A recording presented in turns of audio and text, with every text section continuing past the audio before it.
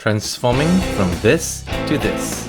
A 15-year-old cupboard which I kind of got bored with, and I was looking through Pinterest and I said, hey, we could actually paint on the surface. So first of all, I prepared, I sanded it down, I put some plastic protection so when I sponge on it, it will not spill onto the side. I have no intention of painting the side.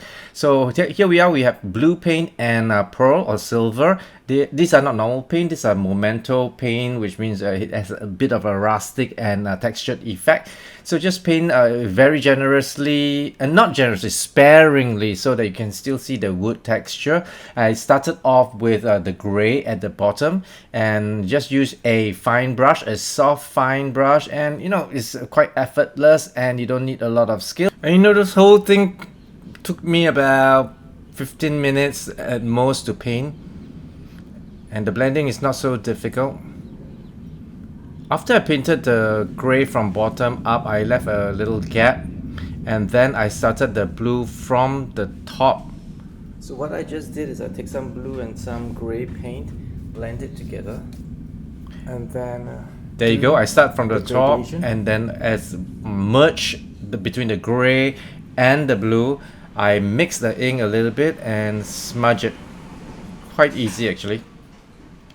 I'm not quite sure why I keep using the word ink when it should be paint, because I was some printing industry. So there you go, you see the cupboard is taking shape already. And you know what's the next thing? I figured out that the little crevices around the blue part, if I painted something darker, it would accentuate the color. So that's exactly what I did.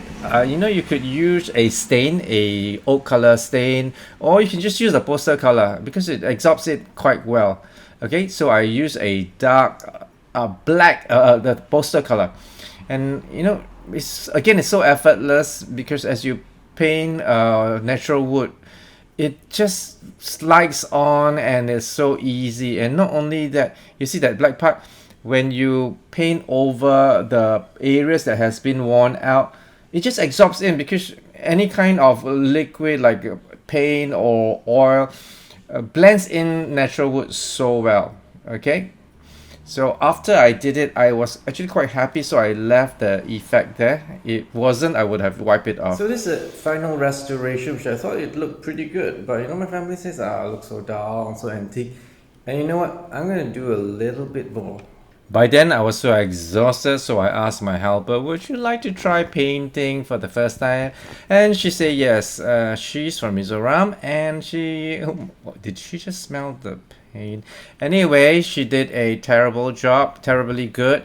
It had a lot of texture, so I left it the way it is, just like a Spanish look. So the final result I was totally pleased with.